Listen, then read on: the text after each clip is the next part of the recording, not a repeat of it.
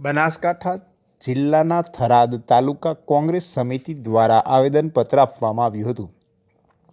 થરાદ તાલુકાના ખેડૂતો અને સામાન્ય જનતાની વિવિધ સમસ્યાઓને લઈને આ આવેદનપત્ર પ્રમુખ શ્રી થરાદ તાલુકા કોંગ્રેસ સમિતિ દ્વારા આપવામાં આવ્યું હતું, જેમાં વિવિધ માંગણીઓની રજૂઆત કરવામાં આવી હતી.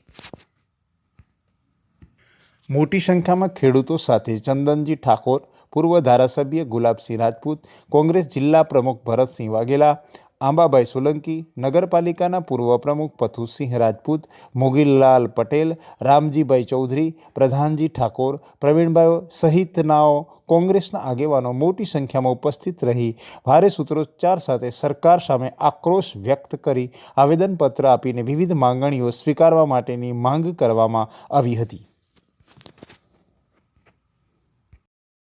ન્યાય આપો, ન્યાય આપો, ન્યાય આપો. કોંગ્રેસ પાર્ટી જિંદાબાદ, કોંગ્રેસ પાર્ટી જિંદાબાદ.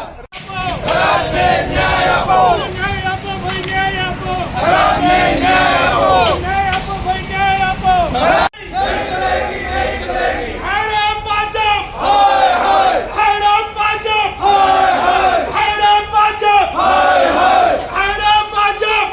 પક્ષીઓ અને પશુઓ, દુધાળા પશુઓ પર જે 2-4 ગામોમાં મેં અત્યારે ચર્ચા કીધી, એમાં સાહેબ શ્રી કેટલાક પણ ભેંસો ખરવાના રોગથી મોવાસાના.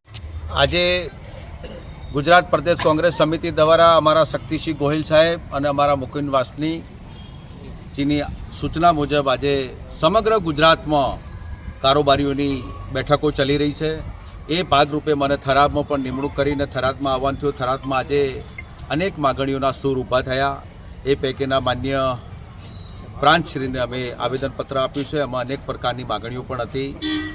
કોઈ રોડનો પ્રશ્ન હોય, કોઈ ટોલ ટેક્સનો પ્રશ્ન હોય, કે પછી અત્યારે જે પ્રકારે દૂધસાગર બનાસ ડેરી અને બનાસ ડેરીનો અંદરે પૂરતો સંચાલન, અહીંયા ઢોર વખોર જે પ્રમાણે મરી રહ્યું છે, એક એક ગામમાં 100-100, 50-50 જે ઢોર મરી રહ્યા છે, એમને વળતર કઈ રીતે મળે, નાના ખેડૂતને વળતર કઈ મળે, પશુપાલકોને વળતર કઈ મળે, આવા અનેક મુદ્દાઓ સાથે અમે આજે પરાંત સાહેબને આવેદનપત્ર આપ્યું છે. અને એમાં જે પ્રકારે જે વળતર તાત્કાલિક ધોરણે સરકાર સર્વે કરી આપે, જીરાનો પાક પણ નિષ્ફળ ગયો છે. આ વાદળછાયા વાતાવરણમાં અંદર આ ગુજરાતની સરકાર મોટી મોટી વાતો કરવાવાળી સરકાર, અહીંના અધ્યક્ષશ્રી હોવા છતાંય આ વિસ્તાર કેમ વંચિત રહ્યો છે, એમનો વિસ્તાર હોવા છતાંય કેમ વંચિત રહ્યો છે, એમને તાત્કાલિક ધોરણે સર્વે કરાવી આવા ગરીબ અને મધ્યમ વર્ગના લોકો, ખેડૂતોને લોકોને તાત્કાલિક ધોરણે વળતર મળે એવી સરકાર પાસે અપેક્ષા રાખું છું. એના માટે પણ તાત્કાલિક ટોલ પરથી અવર જવર જતાના ટેક્સમાંથી મુક્તિ મળે, એ પણ અમારી કોંગ્રેસ પાર્ટીની માંગણી છે. થરાદનો જે રસ્તો છે, ડેરીથી લઈને પાણીના ટાંકા સુધી છે, પહેલા 45 દિવસની બનાવવાની વાત હતી. કલેક્ટર સાહેબ આવ્યા હતા ને છતાં એના પછી 180 દિવસ બીજા થતા રહ્યા છે. એટલે હવે પાછી લોકોને પૂરેપૂરી મુશ્કેલી છે. જે ગટરનું કામ થયું છે એ હાવ તકલાદી થયું છે. ગમે તેમ પાટું મારે તો ગટર તૂટી જાય, તો ભવિષ્યમાં ટકશે નહીં. આ એ મેન તકલીફ છે. અને આજે છેક નાગલાથી લઈને 7 કિલોમીટરની કેનાલ રિપેરિંગ કામ કર્યું હતું, પણ ખરેખર થયું નથી. અત્યારે પાણી એટલું જે તે સ્થિતિમાં છે. આ બધા મુદ્દાને લઈને